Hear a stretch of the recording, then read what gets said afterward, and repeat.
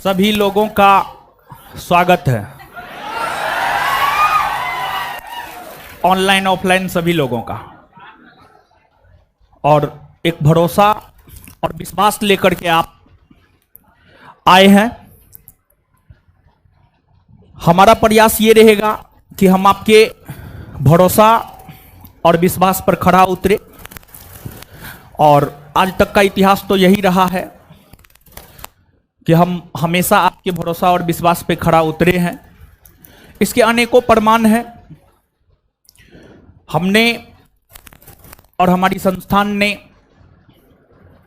मिलकर आपके साथ सैकड़ों की संख्या में छात्रों को सफल बनाया है। अब प्रयास ये है कि इस सैकड़ों की संख्या को हजारों में तब्दील करना है।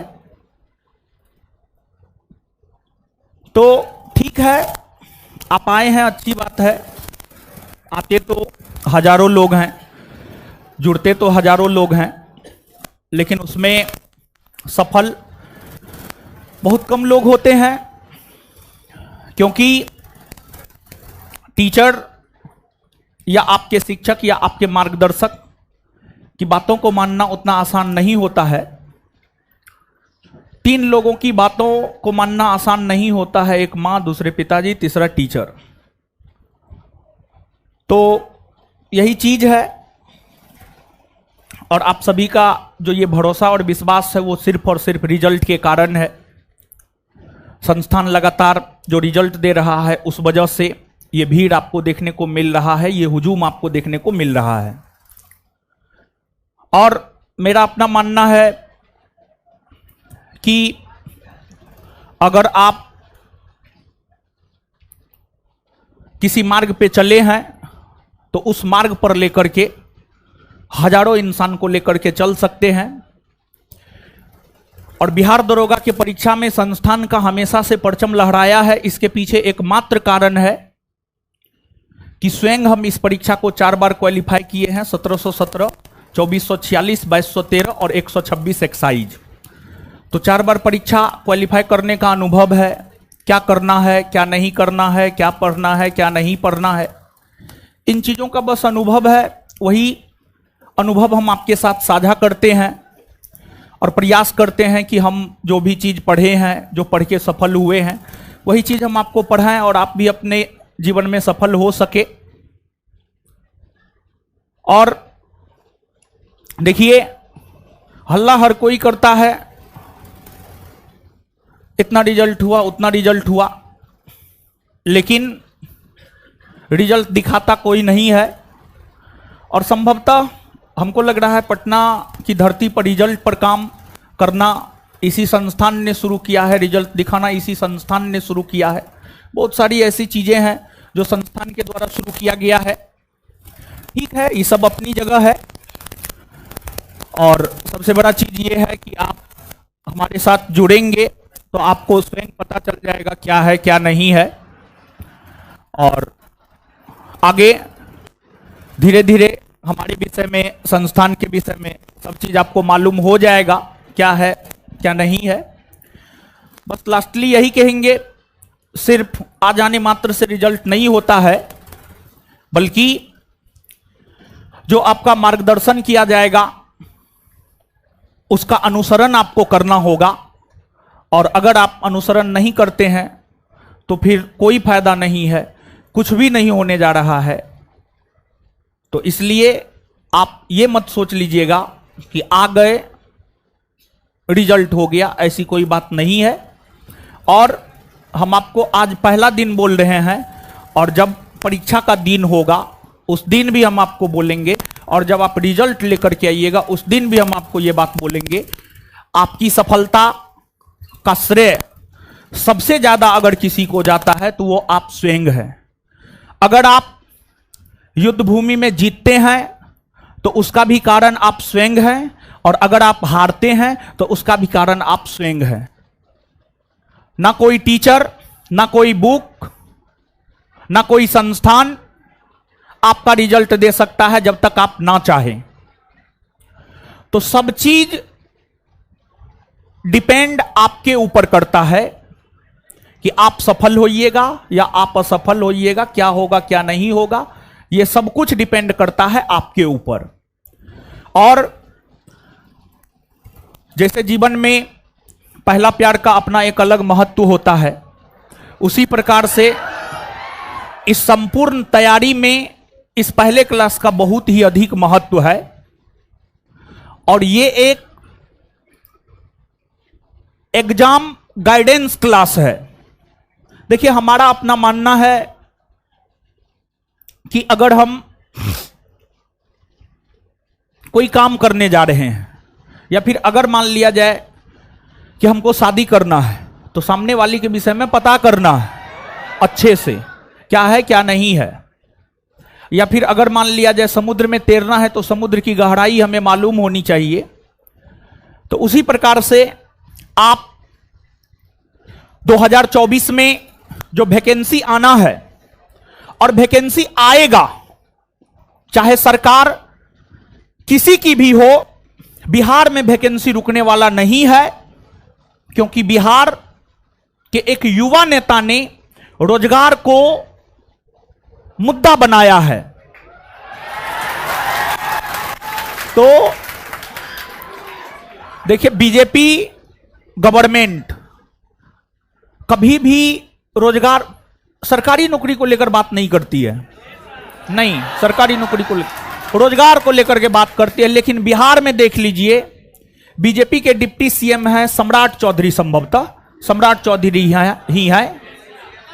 उन्होंने पिछले दिनों एक स्टेटमेंट दिया, हिंदुस्तान अखबार में छपा था, 10 लाख सरकारी नौकरी देंगे, 10 लाख सरकारी नौकरी देंगे। ये बीजेपी के बिहार के डिप्टी सीएम सम्राट चौधरी का स्टेटमेंट है। तो आप इस बात को लेकर के आश्वस्त रहिए, सरकार किसी की भी हो, बिहार में वैकेंसी आना है, 100% आना है। तो 2024 में बिहार सब इंस्पेक्टर की वैकेंसी आनी है।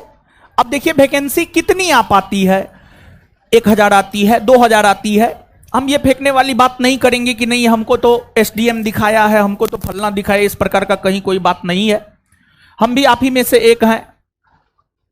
तो वैकेंसी आएगा, इतना पता है, वैकेंसी आएगा, लेकिन कितना आएगा ये हमको नहीं पता है, लेकिन आएगा जरूर, और बहुत जल्दी आएगा।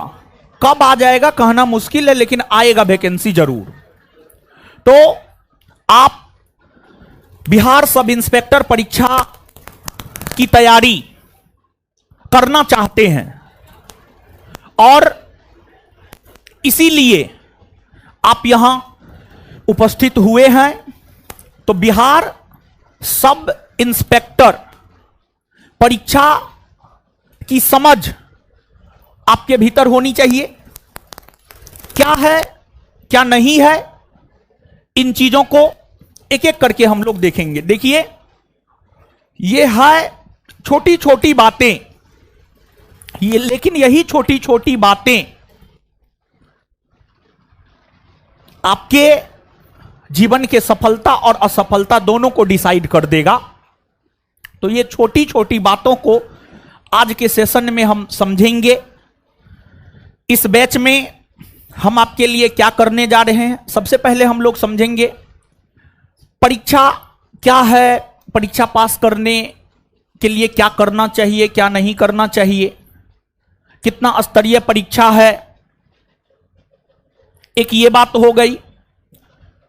सिलेबस को डिफाइन करने का प्रयास करेंगे, सिलेबस क्या है, संस्थान आपके लिए क्या करेगा, आपको क्या करना चाहिए ताकि आपका रिजल्ट हो सके। इन तमाम बातों की चर्चा आज के सेशन में हम आपके साथ जो है एक एक करके करेंगे। और देखिए, हमारा अपना मानना है कि आप जिस भी परीक्षा की तैयारी करते हैं उसके प्रीवियस ईयर क्वेश्चन पे आपकी पकड़ बहुत मजबूत होनी चाहिए। और आज जो हम लोग चीजों को समझेंगे, एक रेफरेंस ले रहे हैं। देखिए, हाल फिलहाल में 1275 पोस्ट की जो वैकेंसी आई हुई थी पिछले साल, उसकी प्रक्रिया जारी है। उस प्रक्रिया के आधार पर ही 1275 की जो वैकेंसी आई है उस आधार पर ही चीजों को समझेंगे, क्योंकि 2024 में जो भी प्रक्रिया होगा 2023 के प्रक्रिया के तहत ही होगा। तो आज के सेशन में हम लोग समझने के लिए 1275 पोस्ट की जो वैकेंसी है उसका जो विज्ञापन है उसी को आधार बना करके चीजों को हम लोग समझेंगे। और 1275 प्रीलिम्स के टाइम में 17-18 टॉपिक हम गैस किए थे और वही 17-18 टॉपिक लगभग क्लास में करवाए भी थे। और लगभग पहला सिटिंग की हम बात करें 100% क्वेश्चन लड़ गया था करंट का, स्पेशली करंट के संदर्भ में हम बात कर रहे हैं। और जो 17-18 टॉपिक चूज किए थे वो 2446 प्रीलिम्स में पूछा गया प्रश्न और 2213 प्रीलिम्स में पूछे गए प्रश्नों को हमने आधार बना करके वो 17-18 टॉपिक चूज किया था और उन्हीं टॉपिकों को बच्चों को करवाया और बहुत बेहतर करके आए लोग। तो इसीलिए 2023 में जो वैकेंसी आई है उनकी सभी बातों को ध्यान में रखते हुए ही आज चीजों को हम आपको डिलीवर करने का प्रयास करेंगे और आप इन बातों पर जो है गौर थोड़ा ज्यादा फरमाएंगे। तो सबसे पहले बैच तो आज से शुरू है, ठीक है, अच्छी बात है। टाइम आपको पता ही है और सेंटर आपको पता ही है। ये तो हमारा फोटो है, हमको जानते ही होंगे आप, नहीं जानते हैं तो जान जाइएगा। सबसे पहले परीक्षा, हमको पता है ये चीज, बहुत सारे ऐसे लोग होंगे जो परीक्षा से अवगत होंगे क्या है क्या नहीं है, लेकिन इसमें कुछ ऐसे भी लोग होंगे जो अवगत नहीं होंगे। तो आप सभी लोग हमारे पास आए हैं तो हम सबको बताएंगे। जहां तक परीक्षा का सवाल है, बिहार सब इंस्पेक्टर परीक्षा का सवाल है, ये जो परीक्षा है त्रिस्तरीय परीक्षा है। त्रिस्तरीय परीक्षा है, 3 दरवाजा से आपको गुजरना होता है। त्रिस्तरीय परीक्षा है, 3 दरवाजा से गुजरना होता है। पहला होता है प्रीलिम्स, पहला प्रीलिम्स होता है। प्रीलिम्स में 100 क्वेश्चन होते हैं, पर क्वेश्चन 2 मार्क के होते हैं, यानी 200 मार्क के आपके प्रीलिम्स होते हैं। निगेटिव 1/10 होता है और प्रीलिम्स में पास करना आवश्यक होता है। जब आप प्रीलिम्स में पास करते हैं तभी आप मेंस दे पाते हैं। अगर आप प्रीलिम्स पास नहीं करते हैं तो फिर आप मेंस के लिए क्वालिफाई नहीं हो पाते हैं। और जहां तक बिहार एसआई प्रीलिम्स और मेंस के सिलेबस का सवाल है, लगभग सेम है। थोड़ा बहुत क्वेश्चन के पैटर्न में अंतर होता है, सिलेबस लगभग सेम है। और ये जो बैच है प्रीलिम्स कम मेंस बैच है। और यहां पर हम आपको बताते चले, आप जो प्रीलिम्स में पेमेंट करेंगे, अगर आपका प्रीलिम्स में रिजल्ट होता है, होगा ही, मैक्सिमम लोगों का होगा, सबका नहीं हो सकता है, ये बात हम कह सकते हैं, लेकिन मैक्सिमम लोगों का होगा, ये बात हम निश्चित तौर पर कह सकते हैं। और प्रीलिम्स में आप पास करते हैं, मेंस का आप तैयारी करते हैं, मेंस का तैयारी संस्थान के द्वारा इसी फी में करवाया जाएगा। तो ये जो बैच है आप देखे होंगे, यहां पर अगर आप गौर करेंगे तो यहां पर आपको लिखा हुआ है प्रीलिम्स कम मेंस बैच। और प्रीलिम्स कम मेंस बैच देने के पीछे एक कारण यह है कि दोनों के सिलेबस में कोई अंतर नहीं है, सिलेबस सेम है, थोड़ा बहुत डिफरेंस है, उस डिफरेंस को हम आपको समझा देंगे। लेकिन मैक्सिमम चीज 90% चीज एकदम सेम है। 90% पैटर्न परीक्षा का, प्रीलिम्स का, मेंस का, सब चीज सेम है। तो इसलिए प्रीलिम्स का मेंस बैच है और इसमें प्रीलिम्स के साथ साथ मेंस की भी तैयारी आपका अभी से ही जारी रहेगा।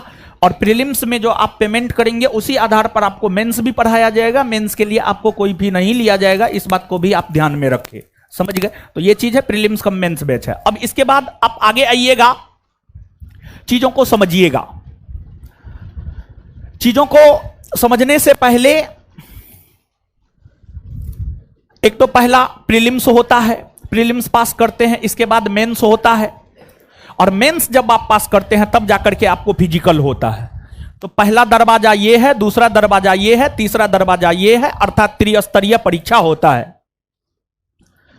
प्रीलिम्स में जितना वैकेंसी आता है उसका 20 गुना रिजल्ट दिया जाता है।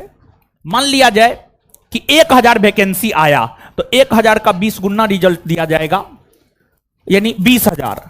जितना भी लोग फॉर्म भरेंगे, 6 लाख, 7 लाख, 8 लाख, 10 लाख, जितना भी लोग फॉर्म भरेंगे उसमें से 20,000 का रिजल्ट दिया जाएगा। 20,000 लोग मेंस देंगे और मेंस का जहां तक सवाल है, मेंस में 2 पेपर होता है, प्रथम पेपर हिंदी का होता है और दूसरा पेपर जीएस का होता है, सामान्य अध्ययन का होता है, दूसरा पेपर जीएस का होता है।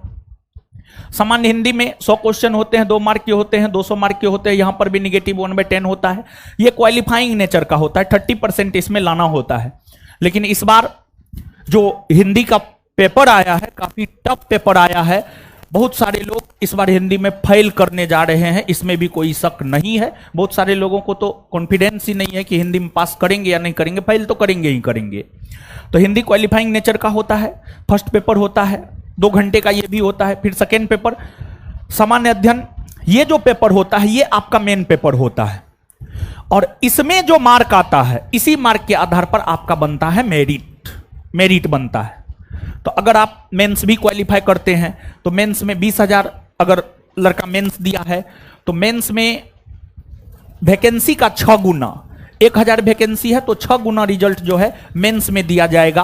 तो 6,000 रिजल्ट मेंस में आएगा और 6,000 लोग फिजिकल के लिए जाएंगे। अब फिजिकल में कौन पास करते हैं कौन फेल करते हैं वो तो फिजिकल के ऊपर डिपेंड करेगा। अगर फिजिकल भी पास कर जाते हैं तो उसके बाद आपका मेरिट आता है और मेरिट में नाम आ गया तो नौकरी हो गया, नहीं तो नौकरी नहीं हुआ। तो ये प्रक्रिया है। अब फिजिकल के विषय में हम आपको यहां पर बताते चले। गर्ल्स के लिए हाइट, किसी भी कैटेगरी के आप हैं, general, OBC, EBC, SC, ST, किसी भी कैटेगरी के आप हैं, आपके लिए हाइट है 155 सेंटीमीटर। 1 भी सेंटीमीटर या पॉइंट में भी कम है तो कोई उपाय नहीं है। पहली बात, बॉयज के लिए हाइट है, बॉयज के लिए अलग अलग कैटेगरी में अलग अलग है। जनरल कैटेगरी और ओबीसी 165, इसके बाद 165 जनरल कैटेगरी और ओबीसी 165, इसके बाद ईबीसी 160, फिर आपको एससी एसटी भी 160 ही, एससी एसटी भी 160 ही, समझ गए। तो ये है। और इसके बाद गर्ल्स के लिए रनिंग है 6 मिनट में 1 किलोमीटर, बॉयज के लिए रनिंग है 6.5 मिनट में 1600 मीटर। और फिर बॉयज के लिए हाई जंप है 4 फीट, लॉन्ग जंप है 12 फीट, फिर गोला फेंक है। और गर्ल्स के लिए हाई जंप है 3 फीट, लॉन्ग जंप है 9 फीट और फिर गोला फेंक है। फिजिकल में ये सारा चीज होता है। और इसके बाद गर्ल्स के लिए यहां पर गर्ल्स का वेट जो है 48 किलोग्राम से कम नहीं होना चाहिए। गर्ल्स का वेट 48 किलोग्राम से कम नहीं होना चाहिए। इस आधार पर भी एक्सेप्शनल केस में कुछ लोग छठे हैं, जबकि छठते नहीं है, लेकिन फिर भी कुछ ओवर स्मार्ट टाइप की लड़कियां जो है अपना जमाने के चक्कर में जो है इस में भी छठी है। पिछली बार की बात बता रहे हैं, 1-2 लड़की छठी है, बाद में आई थी, बाद में आने से क्या होगा, ठीक है। जो होता है ऑन दी स्पॉट होता है, नहीं तो नहीं ही होता है, समझ गए। तो ये है सामान्य सी जानकारी परीक्षा के विषय में कि परीक्षा 3 स्तरीय होता है। प्रीलिम्स में 1 पेपर, मेंस में 2 पेपर, फिर फिजिकल में क्या होता है नहीं होता है। इस बात की जानकारी हमने आपको दे दिया। अब देखिएगा, आपको जो नोटिफिकेशन में जो नोटिफिकेशन आता है, बीपीएसएससी बोर्ड आपका परीक्षा कंडक्ट करवाता है, उसके द्वारा जो नोटिफिकेशन जारी किया जाता है उसमें सिलेबस को लेकर के जो बातें कही गई है वही चीज हम आपको यहां पर सिलेबस में लिखे हैं। और सिलेबस की समझ तो एकदम निश्चित तौर पर होनी ही चाहिए। देखिए, हमारा अपना मानना है कि अगर सिलेबस की समझ और क्वेश्चन बैंक पे पकड़ हो गया, 50% आपका तैयारी हो गया, बाद बाकी 50% में आपको जो करना है करते रहिए, लेकिन सिलेबस की समझ और क्वेश्चन बैंक पे पकड़ बराबर 50% आपकी तैयारी संपन्न। प्रीलिम्स में नोटिफिकेशन में जो लिखा रहता है, सामान्य ज्ञान एवं समसामयिक मुद्दों से संबंधित प्रश्न पूछे जाएंगे। जनरल नॉलेज, जनरल नॉलेज का बड़ी व्यापक अर्थ होता है। जो बिहार सब इंस्पेक्टर की परीक्षा है, यह परीक्षा ग्रेजुएट स्तरीय है। ग्रेजुएट स्तरीय परीक्षा है तो ग्रेजुएट लेवल तक का सामान्य ज्ञान में कुछ भी पूछ सकता है। वो हिंदी पूछ सकता है, इंग्लिश पूछ सकता है, संस्कृत पूछ सकता है, होम साइंस पूछ सकता है, सोशियोलॉजी पूछ सकता है, साइकोलॉजी पूछ सकता है, कुछ भी पूछ सकता है। लेकिन ऐसा होता नहीं। अगर मान लिया जाए होम साइंस, साइकोलॉजी, सोशियोलॉजी से प्रश्न आते हैं, 1-2 करके प्रश्न आते हैं, तो ये सब psychology, sociology, home science, Hindi, English result के लिए मैटर नहीं करता है। जो पैटर्न रहा है history, polity, geography, physics, chemistry, biology, economics, current, Bihar, miscellaneous, math, reasoning, यही सब चीज जितना का नाम ले, ये सब चीज मैटर करता है। अगर सोशियोलॉजी से प्रश्न आ गया, साइकोलॉजी से प्रश्न आ गया, होम साइंस से प्रश्न आ गया, ना कोई बच्चा पढ़ के जाता है और ना मास्टर पढ़ाता है, तो वो सब प्रश्न रिजल्ट को डिसाइड नहीं करता है। और कुछ लोग तो उसी चक्कर में रह जाते हैं, तो उस चक्कर में नहीं पढ़ना है, समझ गए। तो सामान्य ज्ञान यहां पर और डिफाइन करेंगे हम, तो प्रीलिम्स में ये है, और मेंस में प्रथम पेपर जो हिंदी होता है, गद्यांश, समानार्थक, विलोम, वाक्य त्रुटि, वाक्य सुधार, पर्यायवाची, हिंदी साहित्य की रचना एवं लेखक, संधि, समास, कारक, ये सब आते हैं। हिंदी क्वालिफाइंग करना आवश्यक होता है, 30% मार्क लाना आवश्यक होता है, नहीं तो फिर आपका मेंस का कॉपी ही चेक नहीं होता है। तो यहां पर क्वालिफाई करना आवश्यक होता है। फिर द्वितीय पेपर समान अध्ययन का होता है, जीएस का होता है, जिस पर आपका मेरिट बनता है, नीचे लिखा हुआ द्वितीय पंत्र के अंक के आधार पर ही आपका मेरिट बनता है। इसमें देखिए मेंस में बड़ी सिलेबस स्पष्ट कर दिया है, सामान्य अध्ययन, सामान्य विज्ञान, नागरिक शास्त्र यानी पॉलिटी, भारतीय इतिहास, इंडियन हिस्ट्री, भारतीय भूगोल, गणित एवं मानसिक योग्यता, ये आपका एक सिलेबस है। बोर्ड अपने नोटिफिकेशन में जितना देता है उतना ये सिलेबस है। आगे जब आप पढ़ेंगे तो आपको सिलेबस के विषय में और भी बताया जाएगा, ये सिलेबस है। फिर देखिए इस बात को आपको समझना है, ये आपके लिए आवश्यक है और बड़ी आवश्यक है। मतलब इसके जरिए हम आपको यह बतलाने का प्रयास कर रहे हैं कि आपको तैयारी करने के लिए समय कितना मिल सकता है। और नोटिफिकेशन में अगर आप पिछले साल का नोटिफिकेशन पढ़िएगा, आप लोग को तो उतना टाइम है नहीं, लेकिन हमारे पास तो टाइम है, हम तो पढ़ते हैं नोटिफिकेशन। नोटिफिकेशन में स्पष्ट तौर पर इस बात का जिक्र है कि सारी प्रक्रिया 6 माह के भीतर पूरी कर ली जाएगी। जिस रोज नोटिफिकेशन आया है, नोटिफिकेशन आने के 6 माह के भीतर सारी प्रक्रिया पूरी कर ली जाएगी। नोटिफिकेशन में इस बात का जिक्र है। थोड़ा सा यहां पर हम आपको यह बात बतलाना चाहते हैं कि आपको कितना दिन के लिए कॉन्शियस रहना चाहिए। देखिए 1275 पोस्ट की जो वैकेंसी आई है, उसी संदर्भ में चीजों को समझाते हैं। यहां पर सब चीज इसलिए हम लिख दिए हैं ताकि टाइम कम लगे। विज्ञापन संख्या 2/2023, 30/9/2023 को 1275 पोस्ट के वैकेंसी के लिए नोटिफिकेशन आया। नोटिफिकेशन आया है 30/9/2023। 1275 पोस्ट की जो प्रक्रिया अभी चल रही है उसका नोटिफिकेशन आया है 30/9/2023, मतलब 30 सितंबर 2023 को नोटिफिकेशन आया। फॉर्म अप्लाई आप कर सकते थे 5/10/2023 से 5/11/2023, 1 माह तक फॉर्म आप भर सकते थे। इसके बाद आपका प्रीलिम्स का परीक्षा 17/12/2023 को हुआ, मेंस का परीक्षा 25/2/2024 को हुआ, और टेंटेटिव फिजिकल डेट है मार्च लास्ट वीक या अप्रैल में हो जाएगा फिजिकल। तो देखिए फॉर्म अप्लाई से लेकर विज्ञापन संख्या से लेकर के प्रीलिम्स तक, विज्ञापन संख्या से लेकर के प्रीलिम्स तक 30 सितंबर को आया है। सितंबर तो खत्म ही है, पूरा अक्टूबर, पूरा नवंबर और दिसंबर आधा, लगभग आपको 2.5 महीना का समय मिलता है प्रीलिम्स की तैयारी के लिए। गौर करने वाली बात है ये। नोटिफिकेशन आने के तिथि से 2.5 महीना का समय आपको प्रीलिम्स की तैयारी के लिए मिलता है, या मैक्सिमम आपको मिलेगा ना 3 माह, उससे ज्यादा नहीं मिलेगा। मैक्सिमम आपको मिलेगा तो 3 माह। तो जिस तिथि को आपका नोटिफिकेशन आ गया उस तिथि के 3 माह के भीतर आपका परीक्षा हो जाएगा। आप मान करके इस बात को चलिएगा। तो अभी तो नोटिफिकेशन आया नहीं है, तो पहले से हम लोगों को तैयारी करनी चाहिए ताकि बेहतर तैयारी हो सके। नोटिफिकेशन आने के बाद जो तैयारी करेगा उसका कुछ नहीं होने जा रहा है, जो अभी से तैयारी करेगा उसी का कुछ होगा। इसके बाद देखिएगा प्रीलिम्स होने के लगभग 2 माह 1 सप्ताह के भीतर, मैक्सिमम 2 माह 1 सप्ताह के भीतर प्रीलिम्स हुआ 17 दिसंबर को और मेंस लिया 25 फरवरी को। तो 17 दिसंबर से 17 जनवरी, 17 जनवरी से 17 फरवरी, 2 माह और 1 सप्ताह। तो लगभग प्रीलिम्स के बाद मेंस आप मान करके चलिए 2 माह या मैक्सिमम 2.5 माह के भीतर आपका मेंस हो जाएगा। तो कुल मिलाकर के नोटिफिकेशन निकलने के बाद प्रीलिम्स के तैयारी के लिए आपके पास 2.5 माह का समय है और मेंस की तैयारी के लिए आपके पास 2 माह का समय है। तो इस पैटर्न को कुछ आप समझ पा रहे हैं?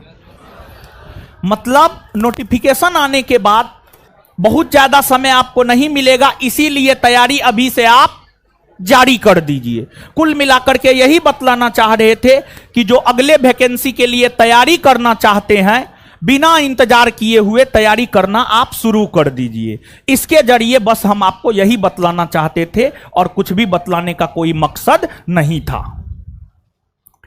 इसके बाद देखिए 1275 के लिए जो प्रीलिम्स का परीक्षा हुआ है और जो मेंस का परीक्षा हुआ है, उसी को ध्यान में रखते हुए 2024 में आने वाले वैकेंसी को लेकर हम आपको तैयारी करवाएंगे।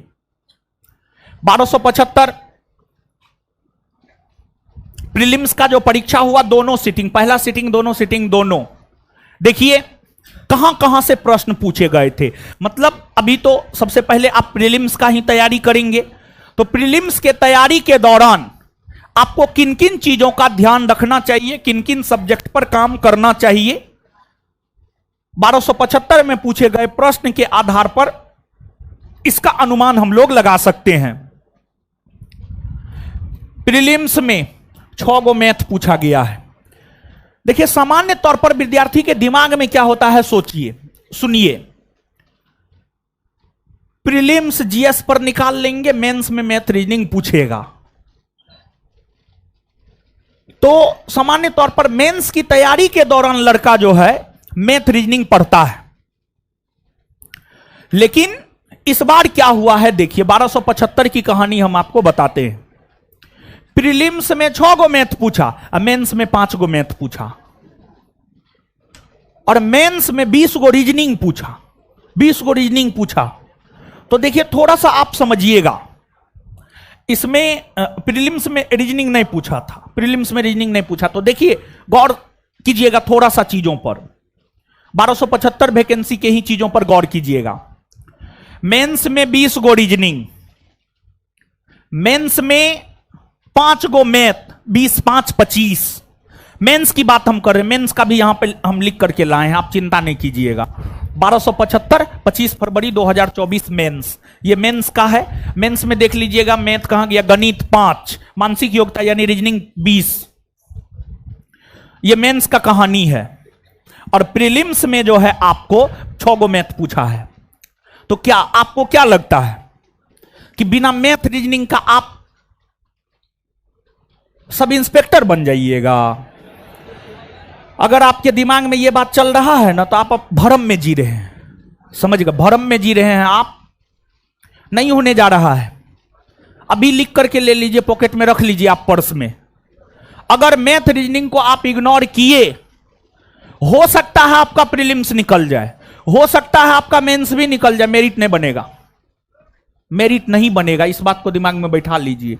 और मैथ और रीजनिंग में एक्यूरेसी 100% होनी चाहिए, कम से कम 80 से 90% तो होनी ही चाहिए। तो मैथ और रीजनिंग, इस बैच की अगर हम बात करें तो इस बैच में जीएस को गहनता से तो हम पढ़ाएंगे ही पढ़ाएंगे, मैथ और रीजनिंग को भी हम गहनता से करवाएंगे। और जो गलती 1275 वाले छात्र और छात्राओं ने किया है, वो गलती आप नहीं करें। बोले थे हम उन लोगों को कि आप इग्नोर नहीं कीजिए, नहीं कीजिए। प्रीलिम्स के टाइम में सब के दिमाग में यह बात था कि मेंस में पढ़ेंगे ना मैथ रीजनिंग। अब मेंस में तैयारी करने के लिए टाइम ही नहीं दिया, तो मेंस में क्या पढ़ेगा मैथ रीजनिंग। तो प्रीलिम्स के समय से ही मैथ और रीजनिंग को भी पढ़ते हुए जाना है, ताकि बाद में परेशानियों का सामना नहीं करना पड़े। तो मैथ और रीजनिंग, जीएस तो ठीक है, बिना जीएस का तो एसआई बनने का आप सपना भी नहीं देख सकते हैं, लेकिन मैथ और रीजनिंग को भी आप इग्नोर करके नहीं चल सकते हैं। कुल मिलाकर के हम ये बतलाना चाह रहे थे। Math 6, Hindi 2, Bihar 3, English 2, history 14, world history जिसमें 3 और Indian history 11, polity 13, geography world geography 1, Indian geography 11, economics 10, physics 7, chemistry 6, biology 7, current affair 14, statics 4 बराबर 100। तो देखिए यहां पर 2-3 बात हम आपको गौर करवाएंगे, यहां पर 2-3 बात गौर करवाएंगे। एक बात हम आपको यह गौर करवा रहे हैं, ज्योग्राफी पढ़ाने वक्त 1275 वाले को जब पढ़ा रहे थे उस समय में भी, 2446 वाले को पढ़ा रहे थे उस समय में भी, 2213 वाले को पढ़ा रहे थे उस समय में भी, सब कहता था सर वर्ल्ड ज्योग्राफी पढ़ाइए, वर्ल्ड ज्योग्राफी पढ़ाइए।